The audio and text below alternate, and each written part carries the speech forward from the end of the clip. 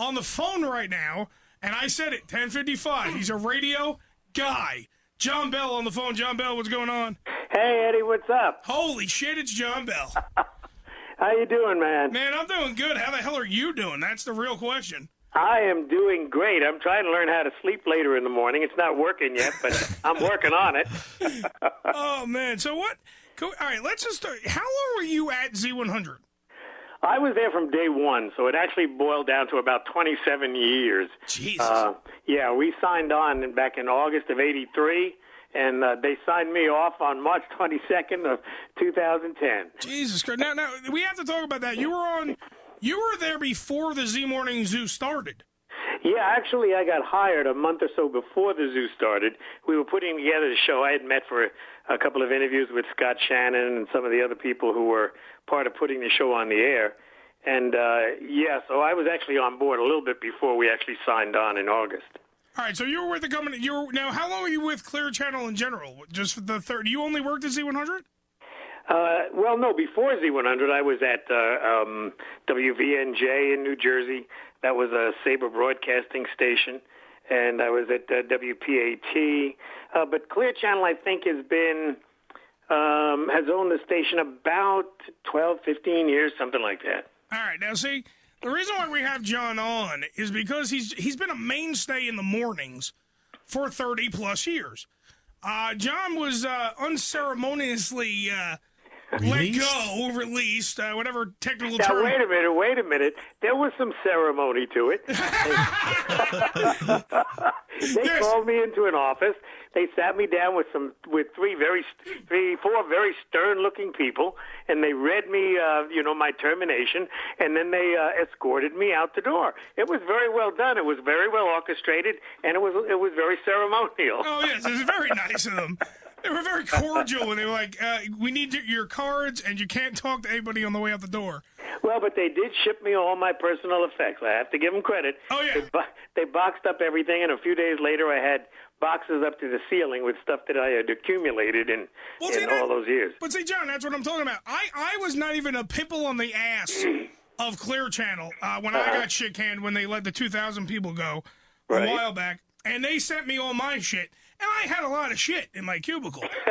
And now your 30-plus year career, which I know that they moved to the multiple buildings that Z100 was at because we're in one of your old buildings right now. You had to have mounds of historical shit. Oh, man, you should have seen the stuff. There was stuff in there I didn't even remember. And there were pictures of me I've been trying to forget. There was so much crap in there, it wasn't funny. I wish they had somebody there who could have gone through it and kind of sifted through what they should have kept and gotten rid of the rest of the stuff.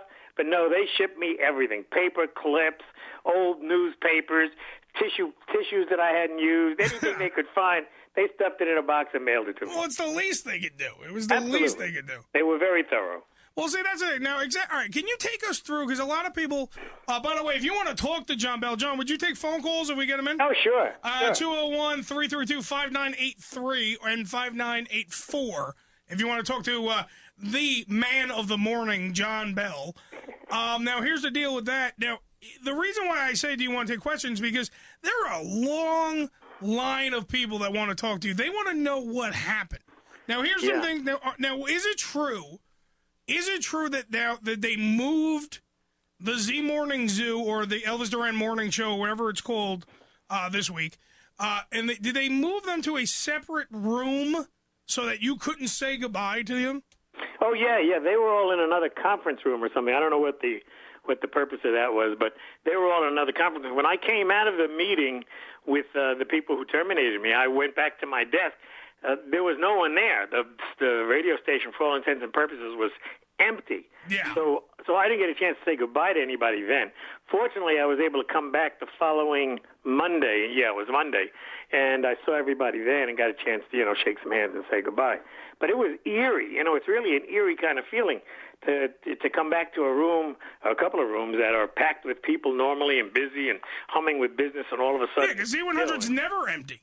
Oh, no, never. It's never empty. You have freaking Elvis Duran has a cast of like 137 people on that show. Well, maybe they were afraid I was going to punch somebody out or something. I don't know. You are a big dude. John Bell is a big dude. Yeah, Koof. John, It's an honor to talk to you, actually. Yeah. I wasn't a fan of the morning zoo, as you say, but the stupid news has spread across everyone does stupid news now. Even we do stupid news in our own way.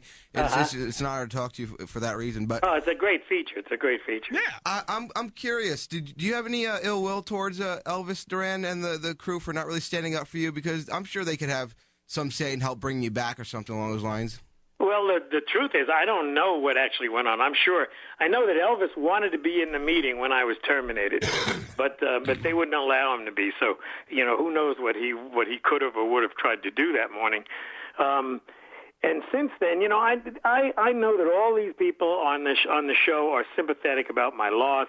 Whenever I get a chance to talk to any of them, they all, everybody expresses their sorrow and how much they miss me and all that. So I really, I don't know what went on behind the scenes before I actually left. I have a feeling that those people who could put up a fight probably did. Those people who didn't care probably didn't.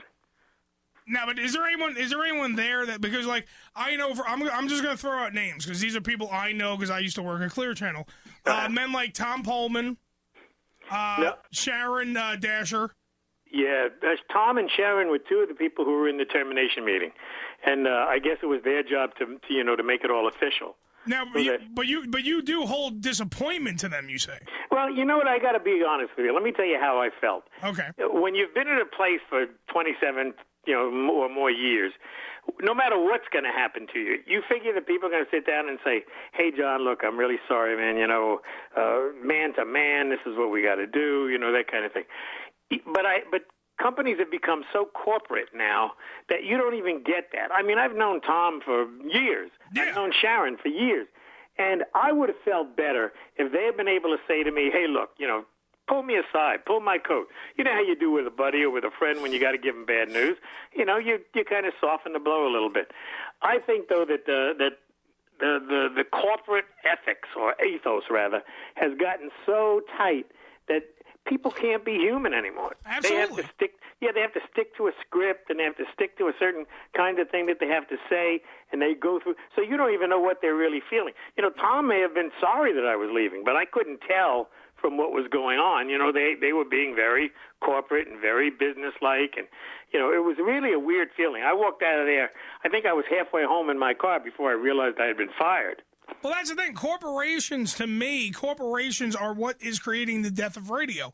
I mean, terrestrial radio, we're not on it, thank Christ, because we have here at Goom, we have the ability to open up our mouths and say actually what's on our mind. Like I could say Clear Channel sucks my balls. I could say that. Mm-hmm. Whereas in other places you can't say that. Now, to me, the corporate structure ruined radio because they wanted to make everything the same. Like Elvis is on in God knows how many syndicated areas that he's on. Mm-hmm. And to me, it was like the same show. Like when you're driving around, you get the same show here, the same show there, instead of having any personal. I think you're right. Unfortunately, I think that is what's happening to radio because it's cheaper to run, one show on 50 stations than it is to have 50 separate morning shows. Absolutely. And so I think the major corporations have all decided that if they can reduce their morning show staff or their afternoon drive staff or whatever and syndicate or voice track or whatever, that seems to be the direction that radio is going, which means that there are going to be fewer jobs for people. There are going to be fewer talented people in radio. Mm-hmm. It's going to become more kind of homogenized. You'll have 5 morning shows, perhaps, that'll do the entire country, because they'll be syndicated in and out. It does, and I think that at some point we've got to get back to the way radio was when I got into it, when there was great local radio stations. There were training grounds for new creative people to come in and learn. I don't know where the new morning show and afternoon show people are going to come from now because there's no place to cut your eye teeth. Absolutely, and that's the problem, dude. I studied under. And I say studied under like I went to school because even though I graduated from radio school and everything and broadcasting school in general, I learned under Jim Kerr. Absolutely, that's the way to learn. Yeah, you learn under the greats that came before you. Be it Elvis Duran, he's obviously an icon. Absolutely. You know what I mean? John Bell, another gentleman, yourself. You know what I mean? Like you're an icon. But that's what they're leaving out for the next generation. My generation, quite frankly, kind of gets the shaft in radio because radio. I mean, you can probably attest to this. Radio sometimes doesn't get the fair shakes that it deserves. It doesn't. It gets looked at as like a medium. Absolutely, we're low men on the totem pole. Yeah, and there's no doubt in my mind that Elvis reaches more people than the local news. Absolutely, and you know what? And he provides more entertainment, and if you are interested in radio, spending a couple of months working with him in a studio, you see, when you syndicate a show, all you hear is what is actually broadcast on the air if you're working at that local station. When you learn radio, you learn it by sitting in the room with these guys while they are putting together their next break, while they're talking about their reaction to the last phone call we had. You find out what techniques work and why they do the things that they do. For example, Scott Shannon was one of the guys who I learned more from about radio than anybody else. True. He wasn't the kind of guy who taught you stuff, but if you sat there and watched him, you could learn a lot about radio. Well, see, that's the thing. We don't have that now, and that sucks. I don't even know what else to say. But this is what I'm saying. With all the stuff that you've learned over the grand span of your career, you harbor no ill will towards these people that kind of threw you out like you were nothing? You know, it's not a matter of ill will, because I learned, I guess several years ago, that once the corporations began moving into radio, that the whole scene was going to become different. It wasn't personal. When I got into radio, I could walk down to the hall and talk to the owner of the radio station. Yeah. You know, I had lunch with the guy who owned the radio station a couple of times a week sometimes, and if there was a problem, he'd call me in his office and he'd dress me down, say, John, don't do that again, or I love this, we'll do that again. You had a direct personal relationship with the people who were making the big decisions about radio. Once it became corporate, you know, you don't talk to those people. They don't even know who I am half the time. I think I am a number on a budget sheet. Yeah. You know, and somebody says, okay, this guy's making X number of dollars. We'll get rid of that. That'll reduce the budget by 8%. They should have hired one of the 13 other staff members on the show, though, and not you. Well, because you know what? I think that I made one of the cardinal mistakes of my own career. What? Let me tell you what my career was based on all those years. I always figured, first, I didn't want to have my name on the show. I didn't want it to be the John Bell morning show, because those guys get bumped with regularity. I mean, I've been through 7, 8, or 9 of them. The other thing is, I didn't want to be in that top level of pay scale, because that's who they fire when they want to save money. But the problem is that my longevity gradually got me up to the point where I was making a decent salary. So when they looked at that budget, they thought, are we going to fire the phone op? You know, we're paying her nothing. But look at this guy. What's his name? Bell? Hey, you know. Fucking, you were a marked man. Absolutely, dude. I made a mistake. I started making real money, and, you know, you're not supposed to do that in radio. Yeah, Danny. Yeah, this is what I'm saying. So they should have fired 4 freaking phone screeners that Elvis had, and that way your freaking salary didn't look too crazy.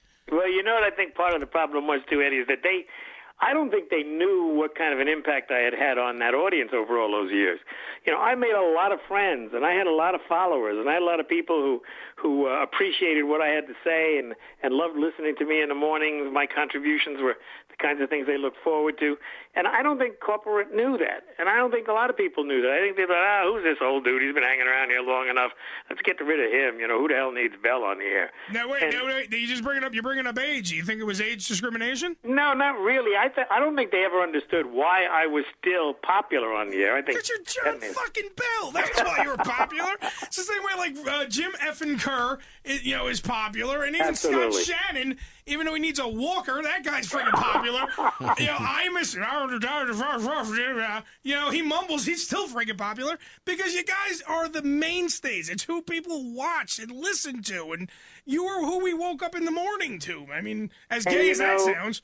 Even more important than that, Eddie, I think we were the guys who were going to pass the torch to your generation. Yeah. You know, and that's why they should have kept us around. That's our real value. We got fucked. Yeah, is to work with people like you and to work with other young people in radio and let them, pay attention to what we're doing and develop their own skills, get their own chops smartened up because they're listening to people who've been there and done that. I'm trying, John. I'm trying.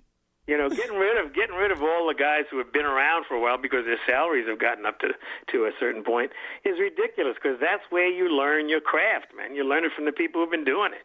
All right, John, before we say farewell, I mean, unless you want to stay on, we can go to break. See, that's the thing about Goom Radio. If I want to take a break and then have you stay on. It's up to you. It's whatever you want to do. But before we do anything, I do have to ask if you would just grace us with the fact of saying, just tell us, just tell me I'm listening to the stupid news. Can you do that for me?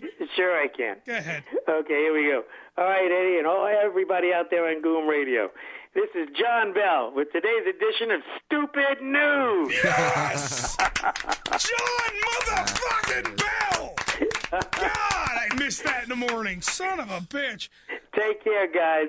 And look, anytime, give me a call. I'd be happy to chat with you guys. And if you follow up on this other thing, Eddie, let me know. I'll be happy to come down and talk to you. Absolutely. JohnBellToday.com, right? That's it. That's where you can keep up with what I'm doing. Make sure I haven't retired or run away or hidden in the Himalayas. I'm still out there, and I'm still looking to do something and work with people. All right, before you go, John, this room better start clapping. John motherfucking Bell, formerly of Z100, number one in your hearts and number one in your programs, ladies and gentlemen. Thanks, John John Bell, thank you very much, man. We did not make friends at all with Clear Channel. Clear Channel Media sent out a memo, allegedly. I don't want to get in trouble, because I wasn't there, because I'm not wanted there. A supposed memo stating that ham radio and Goom radio are, what's the fucking non grata? Whatever the fucking Spanish. Posada non grata at the Clear Channel offices in New York. We're not allowed in the building. I personally am not allowed in the building. I am public enemy number 2. It turns out that John Bell is public enemy number 1. They are mad at John Bell for appearing on this show, on this program, and opening his mouth and stating facts. Right, Zach? No! Yes, they were facts. Persona non grata, not persata. Whatever. Whatever.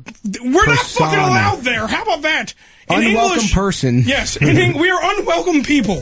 We're like that everywhere, so what the fuck's the difference? Just add it to the list. You know how hard it is for me ability to get in this building every Wednesday? They're like us here. Supposedly. But that's what's going on, just to keep everyone in the loop. By the way, Brain Stew Radio interviewed John Bell as well, so I guess they're public enemy number 3. As well as supposedly in the works, hopefully, I don't know if they're actually doing it, but Koof's other show, Guts Radio at gutsradio.com, supposedly in talks with John Bell as well. So we're just a plague that is just infecting the world. That to me, it's the way it works. It just, you spread the truth and shit happens. Oops. That's the problem. People come out and they just want to like... This is the fun police. Pull over. Be the fun police and tell you can't do what is actually going on. They're afraid that, the public can't handle the truth. And if you didn't want him... Clear Channel directly, I'm posing this right to you. If you didn't want the controversy that went on with firing a legend in radio... For him to have the ability to be on my show, you fired his fucking ass. Yeah. You got rid of a fucking legend in radio. So guess what? Ham radio, the bastards of radio, the redheaded stepchild, we're not even wanted here at Goom. Okay? But fuck sticks, we do good radio. And I know for a fact that John Bell gave us one of the greatest interviews of his career. And I know for a fact that the fan base went out of their way and 200-plus people downloaded the goddamn interview from both hamradioshow.com and iTunes. That was 200 Clear Channel lawyers. Yes, probably. We're going to get a cease and desist letter we next. Should start one of those Facebook pages of getting John Bell on Goom. Yeah, well, that's the whole thing. It's like the Betty White thing. Yeah. It boggles my mind. Clear Channel, if you didn't do what you did, then we wouldn't have been able to do what we did. So you know what? Fuck you. I'm going to thank you. Thank you for getting me press. Thank you for fucking making people take notice of the most dangerous 3 hours in radio today. Thank you, Clear Channel. Thank you. Thank you for being a friend. We traveled down the road, and now we're back again. All right? You're a pal and a confidant. And if you threw a party... And if you invited everyone you knew... You would see that the biggest gift would be from me. To you? And the card attached would say, thank you. Fuck you for being a friend. That's exactly what it would say. But that's neither here nor there. From? That's Golden Girls, the theme. Oh, all right. All right, we get it. Put your hands up. Fucking Fun Police is already flipping out already.